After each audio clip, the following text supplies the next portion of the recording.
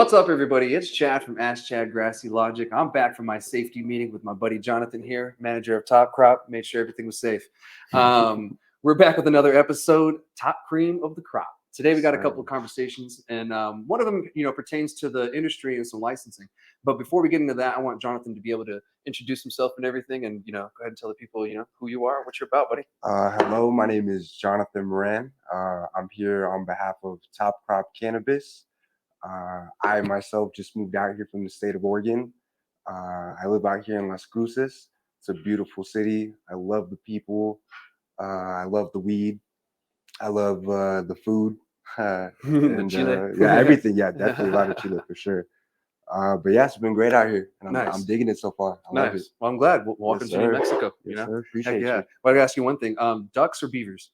Oh, ducks. Yeah, Eugene, Oregon. Yes, there you sir. go. Ducks Okay, gotta represent. Gotta throw the O out there. There you go. Out of Oregon, I do prefer ducks. Yeah. Ducks and everything. Lived in Hawaii for a while. There's a lot of Polynesians that play football out there, so they always rep the ducks. So it kind of had a little thing in my heart, Yeah. So that's cool to hear. So how long have you been managing Top Crop? So I've been with Top Crop since my first day was actually 4/20 of 2019. Okay. At our first location in Eugene, and I got to do like a little bit of like assistant managing down there for when I was about a year and a half into my career with them. And then after that, we opened up a shop in Corvallis, Oregon. So I'm actually a little bit of a Beaver fan too, because I was out there in Corvallis. Okay. But yeah, I got to run a shop out there in Corvallis, and that was awesome. And then in the meantime, we opened up a store out in Ontario, Oregon, which is right on the border of Idaho.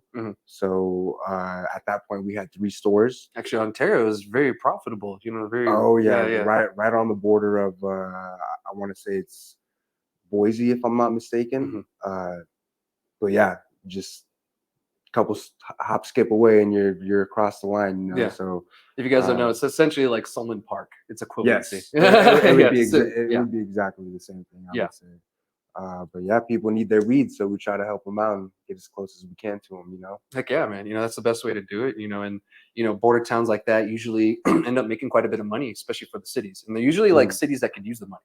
So it's good to see that. I actually did a lot of research on that city last year, and it was really surprising because we're trying to convince the Southern Park City Council to not do 24-hour sales and all kinds of other things. And we use that as an example. Like, look how much money they've made being in a almost exact same situation. And we could profit even more because we're right next to Mexico, as well. That's even more profit. Just so money for the community. Exactly. And especially for the city, for the state, and hopefully, some of that money stays in the state. So that's great. Well, thank you again for being here with me and and all that. And let's get on with the show and everything. So let's talk about Top Crop for a little bit.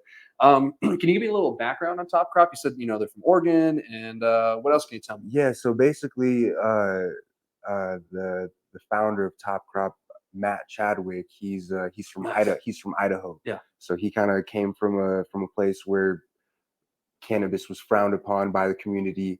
And he found his way out here to Oregon and took over a local shop that was named Mary Jane's. And I remember because it was in my community where I grew up, where I went to school. It was like it's just kind of where I was. Yeah. And they came in, they bought that store, they took it over. It was their first location, and right away it was pretty well established that they had some of, if not the best product in town. Yeah. And I just found myself shopping there with me and my friends. And every time I went in there, I would see the owner bud tending himself. So it was a very personable experience. Yeah. Like it was a young guy grinding it out, kind of going after his dreams.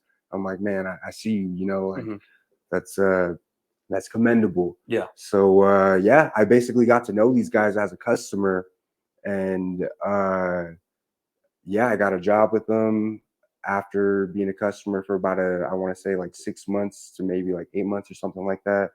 And the more I got to know, it's a small family run business by, like I said, the guy who's the owner, Matt Chadwick. It was him and I want to say 3 of his childhood friends that he started this company with, and I want to say two of those 3 are still working in the company, going hard, and the guy who's not is the only reason he's not with us is because his heart was pulling him elsewhere. Oh. You know, so it was all good. Yeah. And Nothing but love. yeah. Yeah. So it's just ever since I joined, it's been a small family community vibe to the company, and we slowly but surely started expanding after, I want to say, about a year and a half to 2 years in the business. Mm-hmm. So we had the Eugene store first, very, very small, right in the heart of Eugene, Oregon, West 11th. Definitely not the most, what would you say, affluent area. Okay. It's, you know, it's not the worst, but it's Yeah. definitely not the best. Yeah. You know, you got your characters on the streets. Yeah. You know, it's you don't see too many people out there walking their dogs. Mm-hmm. You know, it's you got some characters out there. If they're you walking, know? they're walking into the shop. Yeah, exactly. It's Yeah, like gotcha. A to B, you Yeah, know. exactly. So but yeah, man. So we small company started in Eugene, expanded to Ontario. That was our second store. And then after, I want to say, about a year and a half into operations there, we opened our store in Corvallis. And then we just opened our Las Cruces store, I want to say, coming up on 8 months ago. Nice. Yeah, so we're at 4 right now for Top Crop, and then we have our sister company, Dark Matter, Okay. and they're out in Sunland Park. Yeah. And then we have one in Albuquerque as well. Got it. Yeah. I've heard of Dark Matter down in Sunland Park. Yeah. Yes, sir. So Yep. nice. Yeah, I didn't know that was part of you guys. So it's pretty dope. Yeah, that's same company. That's our sister company. Just a little bit different shopping experience. Okay, cool. Yeah, because I really like the shopping experience you guys have, and the fact that you guys have a drive-through, because that's something New Mexico implemented that not other states really have. Yeah, you don't see too much of it back home where I'm from in Oregon. It's really cool to see it out here. Yeah, how's that like change your perspective on how the industry should really work? Well, the way I look at it is like it kind of helps. It helps normalize everything in the long run. Like it's like, yeah, you know, you can just pull up, get your medicine real quick, and just be out of there. Yeah. Some people don't want to come in the store and have that whole interaction. Yeah. And maybe that's why they smoke in the first place or have their edibles or whatever it is. Mm-hmm. But yeah, I love it. Yeah. I think it's from what I've heard, there hasn't been too many, if any, bad experiences with the drive-through around town. Yeah. So I'm a fan of it so far, for sure. And me too. And that's something that why when I was an advocate, we pushed for that. Mhm. We're like, we need drive-throughs. Like, why not? Like, why wouldn't you want to do Yeah. drive-throughs? And now we allow, I think, drive-through alcohol sales. I think you have to like apply for it or something like that. Yeah. And yeah. there's also delivery. So Yeah, I was like, exactly. well, why not allow us to do the same thing? Mhm. It's not like cannabis is the issue. So that's great. So I've shopped at Top Crop many times. Oh yeah, And appreciate that. yeah, it's right down the street from my house too. Yeah. And you guys are on a pre-order system. Is there any kind of ideas of maybe going to just pull up and order anytime eventually, or is that kind of? Yeah, that's man, that we're eventually we have the idea of it'd be the best if you could just pull up like Taco Bell, like let me get let me get an eighth of everything's just right there for you. We're not there just yet, but we do plan to get there eventually. Nice. Yeah. And I kind of feel like the industry will kind of eventually get there too. Mhm. There's a lot of red tape when it comes to the cannabis industry, anywhere. Oh yeah. And so this is just the beginnings. And so I just kind of wanted to ask because that could be something somewhere else too. Because I know most places in town, it's pre-order then pick up, at the window, which is fine. It doesn't take very long. I can order, drive there, and it's ready. Yeah, it's but pretty fast. But it would be awesome though to pull up and have a menu right there and just be able to at least take a second or two to maybe I don't want what I really thought. I could maybe get that right there. Yeah. I don't know. And I feel like it'd be more accurate on what you guys Yeah, have, yeah, what's for in sure. stock, versus sure. trying to refresh a web page. It's like right there. It's like, just brush it off the board or whatever. Just take it off the board, Yeah. or just cross it out. So yeah, that'd be kind of cool, kind of like Taco Bell style. Kind of That's exactly what that's exactly what I did. It just make it a little bit more fun for everybody. Yeah, a little more streamlined and then just more customer friendly. Yeah, a little more welcoming. That's great. Yeah, and it's good to hear that. Maybe you guys will get there one day and we'll just drive up and give me that. Yeah, exactly. That'll be the day. That'll be the day. Yeah, that's great. So what kind of discounts do you guys offer? I know you guys. It's a wide variety. I just only know like maybe a little. Yeah, so we do discounts every day of the week, and then we also do discounts throughout the month that are just random promotions. Like we do discounts on Wild every week, 40% off on Wednesdays. Nice. We have our Fuego Friday. If you come in, we'll discount all of our top shelf dabs, our flour. Nice. Definitely trying to encourage everybody to try uh, some of the best farms in the state that we have. You know, like I said, I've been smoking a lot of Lucky, so I'm always trying to get everybody to smoke some Lucky cultivation. Yeah. Or yeah. Nice. Yeah, that's great. And do you guys just sell other people's product, or are you guys producing as well, or plan to produce? So we definitely plan to produce. We're in the process of building out our own grow facility and extraction facility, but that's still kind of in the works right now. But yeah, in the meantime, we're just trying to sell the best of the best across the board of all of New Mexico. Hell yeah. And that's great because you guys are supporting local New Mexico. It's Yes. not like it's black market cannabis that you figured a way to get in and like, oh, it's New Mexico. It's actually New Mexico Oh yeah, cannabis and these New Mexico and companies. that's what's really important that I saw right away coming into this company is if you show love to the vendors will take care of you Oh yeah, in the long definitely. run. So it's so important to just take care of the people that you work with. Yeah. And that's what this industry is about, Mm. and what it should be about. So that's great that, you guys come in with that same concept here, and New Mexico, we can be kind of clicky. Nah, yeah, and that's anywhere, man. Like Yeah. I said, I'm from Eugene, Oregon, where everybody claims to be a mad scientist when it comes to being a weed grower or a weed smoker, or just being a connoisseur. And it's just like, man, Yeah. you can't tell anybody anything. So, like I Yeah. said, just coming out here, the culture is just it's so refreshing. Like, Yeah. I love it. Yeah, it is. It is refreshing. And I forgot to ask this, and I have to because I'm a veteran. Do you guys offer a veteran discount? Of course we do. Heck Yeah, of yeah. course we do. Yeah. And most veterans have their medical discount as well if they have a medical card. So So we, stacks. yeah, Saks, totally. Nice. Yeah, so it's a nice chunk that we like to add as a discount for our veterans that come Yeah, through. and that's a benefit for me too. Being a patient, being a veteran, like oof, that's Oh yeah, beneficial on top of it. And then yes sir, happy hour comes around, and it's yes sir. even better. Yeah. So yeah, check that out and everything, guys. It's pretty cool. If you're a Oh, yeah.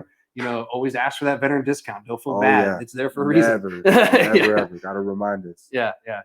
They don't know you're a veteran unless you tell them or you show them. That's great. And so you mentioned like Lucky Cultivation. So what is your favorite product or like cultivar at Top Crop?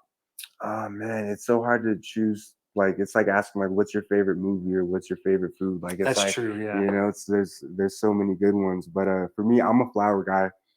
I like to stick to smoking. So I really like Lucky Cultivation, Matchbox Farms, High Noon Cultivation. Uh, P37 does some really good flower. Grower Circle, they're starting to get pretty big out here. It seems like. But yeah, and there's so many more that are just coming through the door every day. Yeah. Just everybody's yeah. There's so much out there that we don't even know about. So Yeah. I don't even it's hard to say. It isn't. I mean, there's some that are just been there, but they're still finally getting together, and they're Yep. just getting up. And so we might hear them from them this fall or Hmm. whenever. So yeah, there's more and more coming all the time, and we'll get talking about grows and some licenses here in a second. But yeah, so Top Crops, has like some of the top sales in the city. I really want to congratulate you guys on that. Appreciate that, man. Thank you. Everything. So I congratulate you. It means you guys are doing something good. You have a good team. You Yep. can't get it done Try without a to. good team. It starts with the people who are at the door. With without our bud tenders, we're nothing. Yeah. So we really try to go out of our way to take care of them and make sure they Nice. feel appreciated. That's good. That's good to hear because some places don't. And the bud tenders are very knowledgeable. They're very welcoming, and that's great to see. Yeah. When every time I go, they're pretty dope. So, what do you guys have planned next for Top Crop here in Cruces? More expansions, or just we got any events going on? I don't think expansions. I think really it's just we're trying to get our feet down and just really trying to submerge ourselves into the community. Like I said, with in terms of management, me and my roommate actually and manager alongside me, Antonio Westfall. We just got here, so we feel like we're barely just kind of getting our feet under us as well. Kind of. I barely just stopped using maps to get to and from work. Yeah. But yeah, that's the plan, man. Is just to kind of get our feet down here in town and just plan some events and kind of just really getting more involved with the community. Just Nice. tap in with the tap in with the streets, you know. Nice. Yeah. Well, I can't wait to see what you guys have in store and what else is going to go on. Oh, So, yeah. very last question. It's two parts. Where are you guys located, and where can people find you on social media and the Yeah, interwebs? we are on East Loman Avenue. I want to say it's 2240 Suite number 1. We're right next to Batteries Plus and Sally's Beauty. And Walgreens, I think, right? And Walgreens, Yeah, yes, yeah. can't miss it. Yeah, Can't yeah. miss it. It's right there in between it. They have the drive-through. It's right off the street. Yep. And our Instagram is top crop _NM. Double. Double. Don't forget that double. That's because we Yeah. got deleted. So, Yeah, yeah. so we had to add the Everybody double on has. the second one. So, Yeah, yeah, yeah. Welcome know, to the party, the right? struggle, man. Instagram hates weed for some reason. Yeah. Oh, it hates everybody. It hates me. Mhm. You know, I posted something that wasn't even my weed. It just had, you know, buds in the background. And I was like, you broke the rules. And I Yeah, was like, right? yeah, I'm sorry. Gone So for 30 days. yeah, and that's why, you know, like shows like mine exist and everything. What I'm trying to do is, you know, help everybody get out there without, you know, getting taken down or something like that. Yeah, You hell know, yeah, because we're on a man. better platform. So, but thank you again, and we'll get on with the other conversations. And Yeah. thank you for representing Top Crop and, you know, being in town and everything. Appreciate you, brother. Heck yeah. So moving on with another next conversation, guys. Thank you again to Top Crop for being here today. We're going to be talking about New Mexico, and well, we have some issues, but they're trying to claim that they're bigger issues than they actually are, and it has to deal with licensing. They're talking about licensing closure, and I'm talking about an article from the Santa Fe Reporter from Andy Lyman. Good friend of mine. You know, we talk to each other, you know, quite a bit. And, you know, he's a reporter. I've known him for years, and, you know, he wrote some of this article that I'm going to be quoting. But I guess MLG, the governor, if you guys don't know, Michelle Lujan Grisham, MLG for short, and Swazi, along with, I guess, 100 other signatures, is what the article claims, and I don't really know exactly the number. And then they're saying that the industry leaders are wanting licensing closure, meaning they don't want any more licenses to come on. They want it to stay where it is, and they want the industry pretty much just to kind of halt doing new things and kind of adding new people. And the reason is because it's too saturated. What's your thoughts on that? And I was kind of talking to you about this earlier. Yeah. I might have a skewed perspective because I feel like this market is not saturated whatsoever because I'm from a state where it's just It went down to $1 a gram there. Yeah, exactly. It's Yeah. just it's crazy. It's just the oversaturation over there is just it's yeah. So comparing it for me when I look at over here, I'm just like it just doesn't make any sense whatsoever. Yeah. I mean, it's a open free market, and when you close it, it doesn't become that anymore.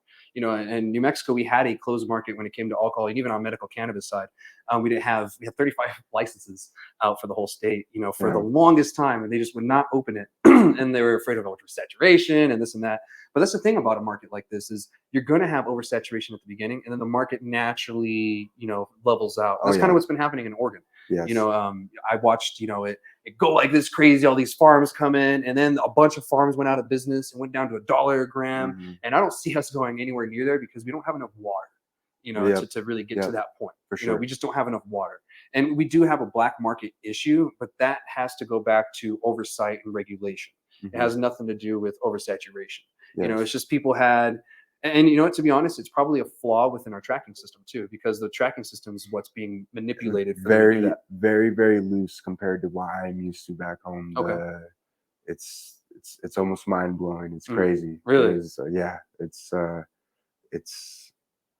just feel like the tracking through BioTrack is just very, I don't know. Metric is not the best either, but it's always a double-edged sword, I guess you could say. Yeah, they both have their goods and their bads.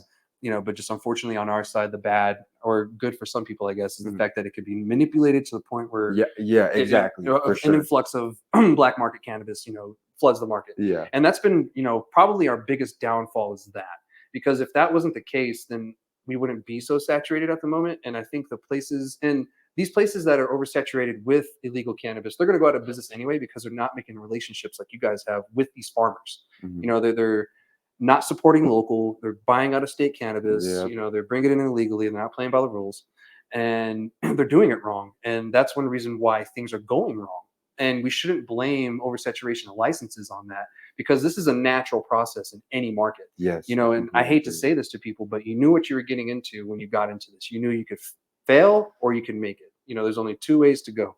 And it's dependent on how well you do, not please government protect me. That's one thing that I really hate about markets sometimes, is that certain businesses will expect the government to protect them. But that's not the way a free market works. Like a free market, someone else will take the place for that. Sometimes that person's better, the replacement. And sometimes the person that fell off, they fell off for a really good reason. And so we're kind of going through that now. And the people that are really fighting against this are people that are kind of either not doing well or they're afraid. That's kind of what I'm seeing, especially from this article. A lot of the quotes are like, we don't have enough business right now. We're going to go out of business, this and that. But for me, my worry is that if we close licensing, the way that we have the rules set right now, and the way that the local cities have set it up in the counties, is that out of state places are able to move in quicker into the establishments than a local person, because it takes a local person a little bit longer to get all the paperwork and everything and the funds together. So some people are still kind of building up. So if we do that, we're going to keep more New Mexicans out of this industry, because here in Cruces, we have a 300-foot barrier, and that's actually kept some local people from Las Cruces born and bred out of the industry altogether. And so we're still figuring out what rules and everything we need to do. And I kind of feel if we do this, we're going to do more harm than good, because the people that really deserve to be in this industry sometimes aren't in it yet. They could sometimes just, need a little bit more time to get set up. And so that's what I'm afraid of, is New Mexicans are going to miss out. And then everybody worried about this whole out-of-state takeover. Well, that's going to be easier to happen if we don't allow more, local New Mexicans. And maybe we need to look at something with, okay, maybe newer licenses need to be New Mexican, like something like that. Yeah, honestly, I want to say, if I'm not mistaken, I think they're doing that in New York. Yeah. And So that makes more sense to me. Like, let's not close licensing. Let's close licensing to out-of-state entities for however long. For sure. Because federal legalization is probably, I'm not going to say probably, there's a possibility of legalization or decriminalization happening this winter or fall with the federal government, because they gave us an update the other day that we're probably going to make a decision in fall. There's a lot of analysis over it. People are making assumptions. We don't really know what's going to happen, but we can plan for two different things. We can plan for it to stay the same, or we can plan for it to change. And that change has a branch on it. It's either going to be a good change or a bad change. And I can hope for the good change, which is decriminalization. I don't know about you, because decriminalization allows us to just be not scheduled at all, and if they just lower it in the scheduling, that gives it pretty much just an oversight to all the big drug companies, and everybody else that's been set up pretty much just has to close down. So I kind of feel the only option that we have is decriminalization or nothing at all, because if we just reschedule, we're just making bigger issues, and a lot of people are going to go out of business. And so if we close the licensing, that's just going to make that issue even worse, because we're going to have even more closures once federal legalization comes, because people won't be able to get up to federal code. That's going to be our biggest hurdle, is people are not going to be able to afford to get their buildings up to code, because now we have to deal with federal regulations, or it's a lot of hoops to jump through, for sure. Yeah, it is. And being where you are, I'm sure like how many hoops there are already just on the state level. We're going to have to deal with even more people on the federal level. So that's something that we have to keep in mind. We have to do this very smart. And I kind of feel New Mexico's taken a really progressive approach to legalization. I mean, what's your kind of what you've seen in New Mexico, how we've approached legalization? How have you felt how it's going? Yeah. I mean, like I said, I'm still trying to read the community through my own personal experience. I come from a place where marijuana and cannabis aren't very taboo, and it seems like it still might be a little taboo here sometimes. But it's from but the other end of it, the cannabis community is definitely thriving. So it's I definitely see the progression from what I've heard from where it was a couple of years ago. Yeah, definitely. And I've studied all these states since about 2010 is when I really started studying it. It started with Prop 8 in California that failed, and I've kind of just looked at other states ever since then. And I've watched Oregon, Washington, and California through all these years, and I've kind of seen the progression, the bad, the good, what you guys did. And it kind of helped me when I was an advocate to come over here and say, okay, I've seen these other states, we've seen these other states, and they did this, didn't work. We should probably not do that too. Yeah, for sure. And there's certain times where actually something that worked in those states doesn't work here because we're so different. It's such a total different. It's so different everywhere. Yeah, exactly. And that's one thing that I think people fail to realize, is that when you go to a new place, it's different. Like I lived in Hawaii for about 4 years when I was in the military. totally different. You know, there's similarities. Don't get me wrong, not the landscape, but there are actually they have cactuses there, believe it or not. Yeah, there's some of the same cactuses we have here. They have over there. So weird. So yeah, it's a total different, thing over there. You know, and you can't just go in thinking it's going to be the same because it's not. And different way of life. yeah, exactly. And so getting back to licensing and closing, I know that was kind of umbrellaed under it. Keep in mind, guys, that MSO companies, if the licensing closes, they're just going to buy up the smaller ones that are going to go out of business anyway. And so we're just going to end up with what you guys are afraid of, what's going to happening for closing licenses. So, at the same time, if we do that, we're going to be shooting ourselves in the foot. Because that's what happens in states that close licensing, out of fear. And I think Washington went through something like that for a little bit, right? Because they got scared and closed, shut it down real quick. I think so. Yeah. And that kind of did a little weird thing to the market. And even now today, it's still a little weird. Pricing there, is better, but it's nothing close to Oregon. It's all over the place back in Oregon. It's nice to have some stability out here for sure. Yeah, definitely. You can kind of gauge where you're going. Albuquerque tends to have a little cheaper prices than like Las Cruces in the south, but in the south you can see anywhere from like $8 to $13, a gram, and sometimes you'll even run like $100 ounces. I still haven't been out there, man. I gotta get out there. Albuquerque. Are you gonna go to the Hash and Hetties? I need to. Yeah. So and they're gonna have the High Times event up too. So check that out. The Rio Rancho. When is that? The High Times event is going to be in August. No, September. Excuse me, September. Okay. Yeah, so we got a couple months. Nice. Yeah. So moving back on to the topic and everything, we're just having a good conversation here. So in the article, it stated that the black market is one of the reasons that we're having these issues too, and lack of oversight, which I agree with, 100%. And I think the way that they're trying to fix it isn't really going to help. The places that are doing it wrong just need to be taken out of the industry altogether.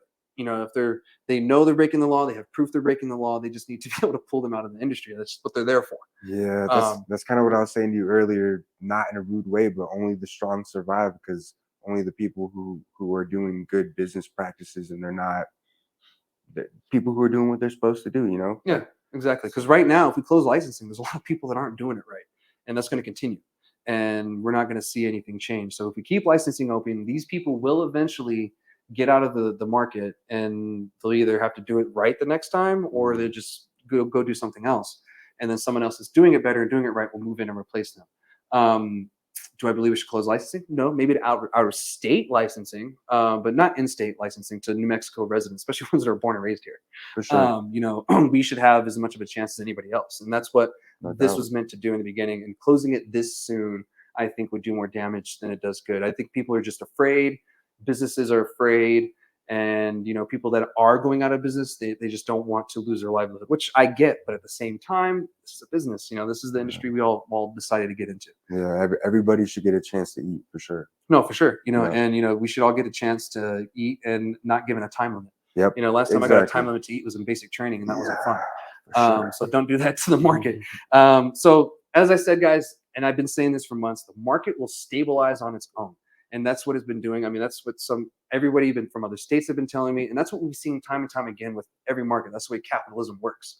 A new market always gets saturated, and then it gets evened out at the end. And the people that are doing it right, they have a good plan or everything, they're going to be there at the end of the day. So let's just not freak out, and let's kind of just keep on the same path. Just do what you got to do. Don't worry about others. This bubble and this whole time will pass. But let's not ruin it for others just because we're afraid. Fear can do a lot to us, even ruin a whole industry. So that's all I have for this one. I mean, pretty much everything else that I had on here, we already talked about. Well said, though. Yeah, I appreciate it. Do you have anything before we go on to the next topic? No, sir. No, sir. Cool. So moving on to the next topic, guys. That one's like near and dear to my heart. I've always believed in an open and free market, so that's why I talk about that so much. And hopefully, someone hears that, and changes their mind. So anyway, we're going to move on. So this is a positive. So New Mexico's climate may lead to a smaller carbon footprint when growing cannabis. And some of you watching may already know what I'm talking about. And so I guess there was a studier done today. So there was a study done, and it found that high levels of greenhouse gases and excessive energy use come from the cannabis industry. And that's actually been known for a very long time. I remember this being known way back before New Mexico even changed its medical cannabis laws. And it's due to indoor growing and the fact that, there's so much energy use. And I agree. I mean, trying to do calculations on some of these big grows and stuff, you have to take into account not just the lights, the fans, the dehumidifiers, anything that uses electricity, even your controllers, the controlling systems, they take up electricity. And so anytime that you have that, you're going to have electricity pooled. And these grows, they take up a lot because for the longest time, they're using inefficient lights and inefficient electrical stuff because it was all black market. They had to be as discreet as possible. And I don't know, have you grown? Do you grow? I don't even ask. I don't grow personally. You don't? Okay. No. So back in the day, we had to be real discreet, and people had to do the little closet grows, and really the carbon filters are just for the smell, so the cops don't bust you. Like these days you really don't need them. All personal preference from my side anyway. But that's what they're talking about is there's too much energy use, and here in New Mexico we're kind of seeing a little bit of that, but we're actually seeing more outdoor grows here in New Mexico, and that's what they really mean is that our carbon footprint is smaller, and the fact that we're going to be really moving towards solar panels, and the state is actually pushing a lot of cannabis businesses to go to solar panels, and they're even giving like rebates for LEDs for using the lights, and then water efficient things, and they're giving you rebates for that, which is great for the business because you don't get to do tax stuff, to the federal government. So that helps. Any little bit helps. Oh yeah. So I mean, how would something like that help you guys in the long run too? I mean, it'd probably be cheaper cannabis. Yeah, I mean, just kind of like I was saying earlier, it's like you take care of the vendor and the vendor takes care of you. So it's whoever we're doing business, if they're thriving off of making that transition, then we're only going to thrive as their partner on the retail side. So it's just going to translate right through. Flows down the river. Yeah, it flows down the river. Yeah, exactly. And that's kind of where I was going with that, because if the growers do good, then everybody else does good. Exactly. If they can get their price point down per. That's all it comes down to. Is this? It's all these companies out here, man. Yeah. Like the dispensaries really themselves, it's like they're not really, none of us are much. It's all these people making these great products. Producing, manufacturing. We are the middlemen, but it's like we got to give them their credit. Yeah, and you guys do all the time. When I buy something from you, it doesn't say Top Crop made this. It says where is it from, who made it, et cetera, et cetera. So it's good. Some places don't do that. So one quote I wanted to mention on here, I guess Susanna Torres, she's a spokesperson for the State Energy, Minerals, and Natural Resources Department. That's why they always make long names. Yeah. I guess she said that there's no current restrictions on the cannabis industry for energy use, but they said they might look at that going further. So keep that in mind.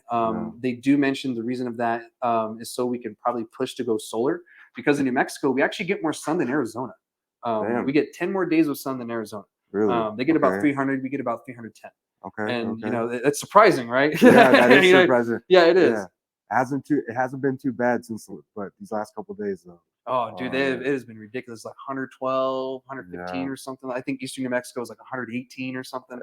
Yeah. It got up there, and that makes it even harder for like an air conditioning unit to even work. It has to work even harder. So you're using even more energy. So, and I don't mind it one day, but like 4 days in a row. Yeah, and today hasn't been too bad. No, today's been perfect. Yeah, today's been really nice. Last night was beautiful as well. Oh, it was. We get those days sometimes where it's like super hot, and then the next couple of days you're like, oh, this is great. I wonder why I like it here.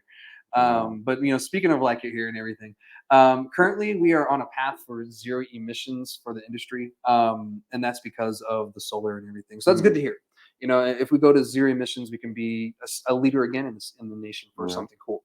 Because right now we're kind of leading the nation when it comes to cannabis regulation. And I've heard people from other states say like, yeah, you guys kind of did it right. I mean, it's not perfect, don't get me wrong. There's things that could be improved like anywhere. But, as compared to like California, that only allows 30% of the cities to sell cannabis in the first place, we're doing good as thriving as an industry. So, I'm really proud of what we did and everything. But this is cool to hear, and it's cool to see. But I'm not a big fan of outdoor cannabis. I don't know about yourself. I mean, for me personally, I love Oregon outdoor cannabis. Out here, the climate is a lot different than what I'm used to. Yeah. But yeah, I mean, I enjoy a good outdoor blunt every now and then. You know? Yeah. But definitely not all the time. Yes, but like out here, it's really dry, and Yeah. like, you don't get that humidity levels that you kind of need. And sometimes it's too humid in certain areas. Hawaii seemed to have like a really great climate, though. That's some Yeah, really great out that's there. what I was gonna say. Sometimes you can't beat those Mother Nature terps, Yeah. the sun terps. Yeah, So every now and then you're like, whoa. Sometimes I'll get surprised, by some outdoor. um, Sometimes it's really good, but I like my indoor, and something like this. If we're going zero footprint on the carbon scale and everything, then that's good to me. Because that means we can keep our indoor and also not fuck up the environment more. yeah, Because we're gonna mess it up regardless, because we tend to do that. But at least we can kind of not do it as much anymore. yeah, So. definitely a lot of waste in the cannabis industry. Though. Even on the retail side, like all the plastic, all Mhm. it's rough. It is, It's rough. like anytime you go to the dispensary, you're creating, waste, and it's not Hmm. like someone's coming with a container so you can fill it up. It has Yeah, to be in a special container, childproof and this and that. yeah. And then I think the state was trying to make him recyclable or something I was like that, gonna right? say someone needs to do that here in town and make some money off of that because yeah, that'd be a good idea. Yeah, Someone start a recycling company for all this plastic out here. that's probably a good idea. Yeah, Yeah, and maybe kind of, I mean, maybe the retails or the dispensaries can kind of get together and give people like little, I don't know, little gifts or something like, bring us your recycle stuff and you'll get cents or whatever for it towards yeah, whatever or something like mhm, that. Like when I lived in Germany, they had a really good recycling program yep, because you could take your bottles and your cans to like any grocery store, you can recycle it. And they'll give you a receipt, and you can either use it as store credit, and you'll get more credit, mhm, or you can just get cash from okay, the cash register. So we used it for beer money at that time. This is back in yeah, the day when I, oh my yeah, younger years. so, yes sir. so if you have an idea for cannabis recycling, hit me up. I'd really like to talk about it. Maybe Oh yeah, it's already being worked on, and we yeah, can just put it out there, let the world know it's here. good idea. Yeah, so it'd be Needs good. needs to be done for Heck yeah, sure. man. So anyway, guys, time will only tell what's going to happen with this issue and every issue here in New Mexico that we have.